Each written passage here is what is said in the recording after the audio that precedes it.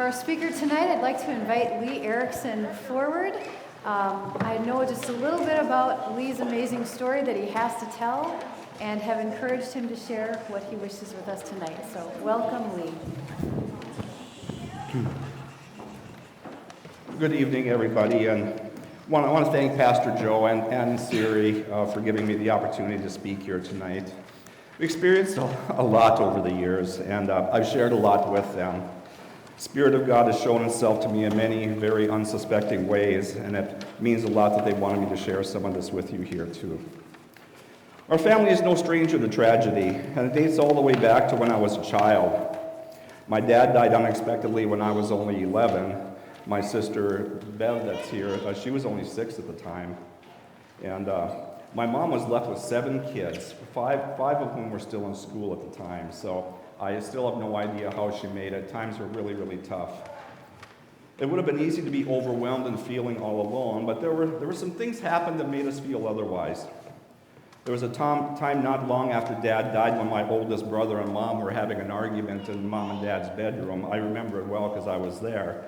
And during the heat of the argument, all of a sudden, Mom and Dad's wedding picture that was above the dresser fell down. Needless to say, the argument stopped immediately.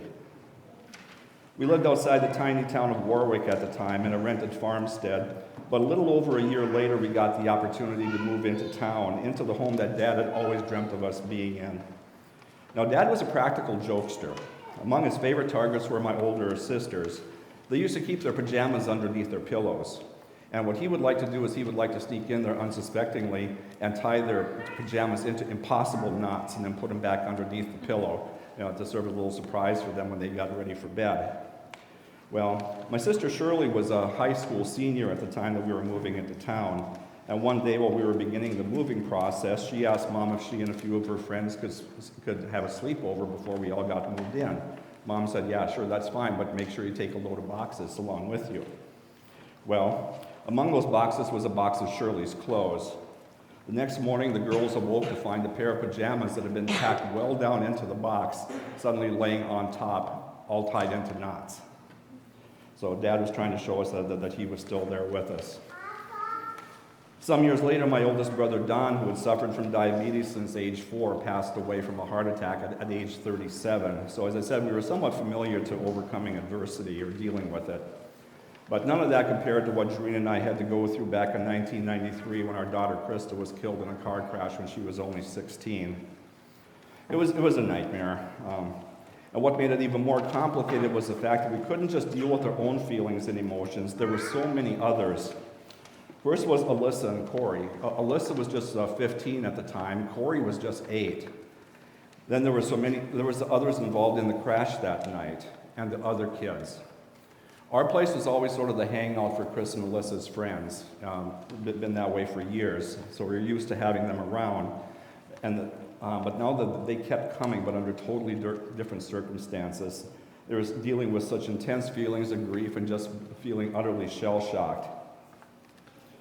The first 2 days were a foggy blur for us, dealing with people and other things. Little chance for us to rest or really absorb what was taking place. But that second night, due to exhaustion, along with some help from a pill that our friendly doctor gave to us, we finally got a good night's sleep that night. And we awoke that Sunday morning, and as I've described to others before, it was as though someone had sprinkled some magic dust over us during the night. Our minds were clear. Focus on what needed to be done, and Doreen and I sat down on the edge of the bed and just says, what now? How do we handle this? How do you feel about it? The whole situation just seemed larger than life. There was so much at stake, so many people who were looking at us, including our kids and the friends, who were looking to us, for models for how they were going to react with this. Now, although Doreen and I are polar opposites, it was amazing how we came to the same conclusion at the same time. We had to forgive from the heart, and we did.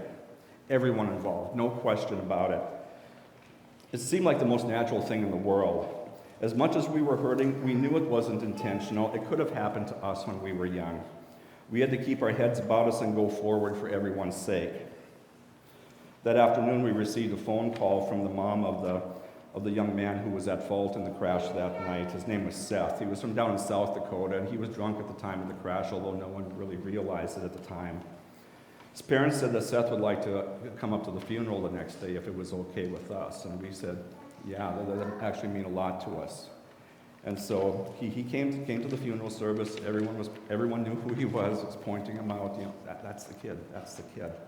And he came up to us after the funeral, head bowed down, just saying how sorry he was. The only thing that we could think to do was to reach out and give him a hug, and that's what we did. The first thing I want you to take away from this tonight is to never, ever underestimate the power of forgiveness. Things were still extremely tough for us, but believe me, but rather than being trapped in a cloud of bitterness, it allowed us to get rid of that anger, and it helped us to keep our minds in the big picture on other people, not just ourselves. Like I say, it was tough, and I remember one particularly rough day for me. I was by myself at home. In the dining room, we had a wall in the dining room that was completely filled with pictures of Chris and her friends and stuff. People referred to it as the shrine. So people like to go and look at them. I remember looking at those pictures, and I was just feeling totally overwhelmed. But I remember telling God, I accept what happened. I don't like it, but I accept it. I'll do what I can do, but I can't do it alone. I'm going to put this in your hands. And so I did. But that's when things started happening. For some reason, it seemed as if every step in this story was documented in the newspapers. There was an evening when there was a reporter from a local newspaper over at our house to interview Doreen and I for a story. We were sitting in the dining room, and she asked us about Chris, and we were describing her, how outgoing and friendly she was, the magnetic personality she had, and how she was a great kid, but she also had a tendency to be a little mischievous at the time. And I said, yeah, she could be a little, expletive deleted. The very second I said that, a picture of Chris and two of her friends that was on the wall fell to the floor. It had never fallen before and never fell again since, but it was as if she was saying, hey, Dad, watch it. Chris played flute in the band, and she loved playing the song Somewhere Out There by Linda Ronstadt and James Ingram. One time I was awakened during the middle of the night by the radio in the kitchen coming on all by itself, right to the opening notes of Somewhere Out There. I had an overwhelming sense of her presence. And then there were the dreams.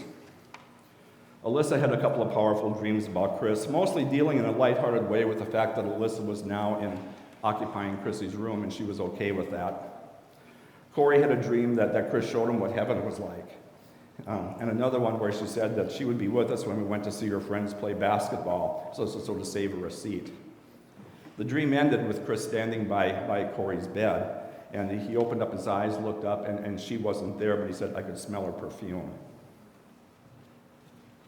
Doreen had a couple of intense dreams about Chris, too. The last one in particular gave her a strong feeling that everything was okay. It really gave her a good sense of comfort. As for me, I have yet to have a dream about Chris. I never have, but boy, did I have a dream about 3 months after she passed. It was the kind of dream that wakes you up in the middle of the night like someone had hit you over the head, and you just know it was put there by somebody. I never experienced anything like it in my life, and I remember it like it happened yesterday. It was beautifully symbolic in nature, and it had to do with young people. In short, it showed me that society's typical response to youth problems was unproductive and in many ways counterproductive. Instead, what young people needed was belief in them and a gentle tug in the right direction.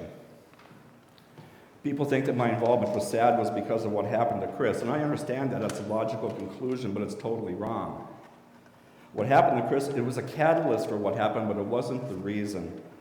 The reason was the dream and the experiences that happened to us afterwards. The experiences I've shared with you tonight only scratch the surface of the whole story. There isn't time for everything else.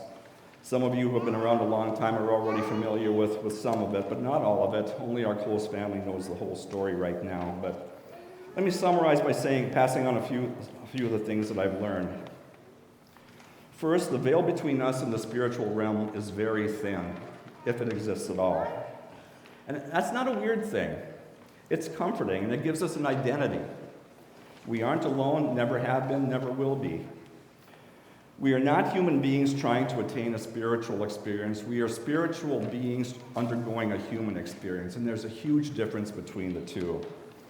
We need to take ourselves seriously. I think that life is an invaluable learning experience. We need to make the most of it and keep our eyes on the big picture.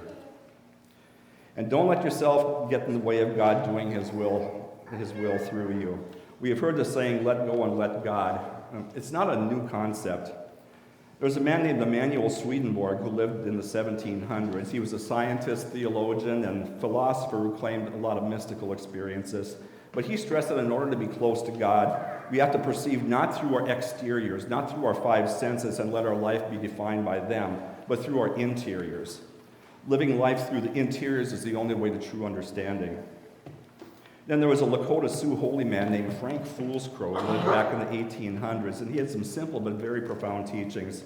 He asked God, or the Great Spirit, to make him what he referred to as a hollow bone, to remove from inside of him all of the guilt, the anger, the frustrations, the jealousies, and other selfish feelings, just to make him an empty vessel and to have God fill him with what he wants him to be filled with so that he can pass it on to others. I am not putting myself into the category of those two guys, believe me, but you get the idea. I've glimpsed it. It works. I can't say that you're going to have profound dreams or other experiences. It might be something as powerful and beautiful as a simple realization that of your place in God's world and the recognition of the spiritual kin that are around you. I don't know, but it works. But it starts with forgiveness. In closing, I want to say something to these people over here, our young people. I get a chance to work with some incredible young people every year, the members of our SAD advisory board, and our kids in Hillsboro, obviously, but our advisory board from around the region. And every year at our summer meeting, I ask them what motivates them and what SAD has meant to them, and we use that as a basis for our programming and our messaging, and we design all of our initiatives around that. In the earlier days of the organization, I heard all sorts of stories, a lot of different motivations. Might be alcohol use in the family, maybe a parent, an older brother or sister, maybe if somebody was killed in a car crash, maybe somebody died from lung cancer from smoking, or maybe it's just SAD's message that fit their lifestyle choice. But this year, for the first time ever, each and every one of the students in that room listed self-esteem issues or self-doubt. I heard about eating disorders, cutting, victims of bullying, and kids just not being accepted for who they are, and that's, they found SAD a refuge for that. And these are the kids who make good decisions. I mean, these guys are the leaders in their schools. They're talented, beautiful, incredible people, who are leaders, and yet they still suffer from these same afflictions. And statistics bear this out. According to the Centers for Disease Control, 1 out of every 6 teens today has seriously contemplated suicide. Somehow we've succeeded in creating an entire generation of young people who are thoroughly convinced that there's something wrong with them. And on behalf of society and the older generations, I apologize, guys. I'm sorry. At our meeting this summer, when the kids were taking turns giving their stories, I really struggled with it. My knees were bouncing. There was so much I wanted to say. It was just like this. There's so much I wanted to tell them, but I didn't really feel that I could. So I'm saying a bit of what I wanted to say tonight. You've already heard some of it. But I need you all to know that you are exactly the person that you were meant to be. And given everything that you need to fulfill your mission here, to learn what you were here to learn. We're all different. We're all different sizes, shapes, and colors, and different capabilities, different hurdles and handicaps to overcome, and have different issues to deal with, and that's the way it's supposed to be. Life would be pretty boring if we were just you came out of the same cookie cutter stamp. We wouldn't really have much use in it. We're all different for a reason. But you're not a cosmic accident, and none of you are lacking anything. You've got it. You are a perfect child of God just the way you are, and so is everybody else. That's so important to remember. You have to know that. Keep reminding yourself of that. You have a spiritual identity. Grasp that and hold on to it for everything you got, please. God doesn't leave us alone. He's there. He's in everything around us if we only take notice. The great spiritual teacher, Dr. Wayne Dyer, who just passed away earlier this year, started off one of his lecture sessions by saying, "Do you hear that? No, really, do you hear that? Do you hear the music? It's out there. We know it's out there. If we turn on the radio, we can hear it. We turn the dial and we can hear something different. It's out there. There's music all around us, but we don't hear it unless we tune it in. That's what we need to do. Maybe we can think of Jesus as our radio receiver. We can let him tune us into what we need to hear or see or experience. Maybe not what we think we need to hear, but what he knows that we need to hear. Maybe we need to think of each of us as having a built-in Pandora app. Or we can tune it into whatever we need to. And we don't even have to download it. It's already preloaded. It's already part of your operating system. All you need to do is just access it. Just turn it on. But it only works once you've cleared out all these other issues that might be blocking you from hearing what God has to say to you. In closing, I just need to refer to one other great spiritual teacher, Disney Studios. Hopefully you've all seen The Lion King, right? How many of you have seen The Lion King? Okay, great. Mufasa was the great and wise lion who was the king of his part of the savannah. He was killed by the mean lion and left his son Simba, who was alone and scared and ran off. And he had a chance to meet up with a couple of goofy animal creature people things, who had a carefree, laid-back attitude, where everything was good, the whole Hakuna Matata thing. And they were all nice and all, but probably not the most positive influence, know what I mean? But then one day, the image of Mufasa appeared in the clouds, and he told Simba, "You've forgotten who you are." Simba ended up going back and assuming his rightful place, and he took his Hakuna Matata buddies along with him. I think there's a lesson in that too. But don't forget who you are, okay? Again, thank you all. Merry Christmas, and thank you.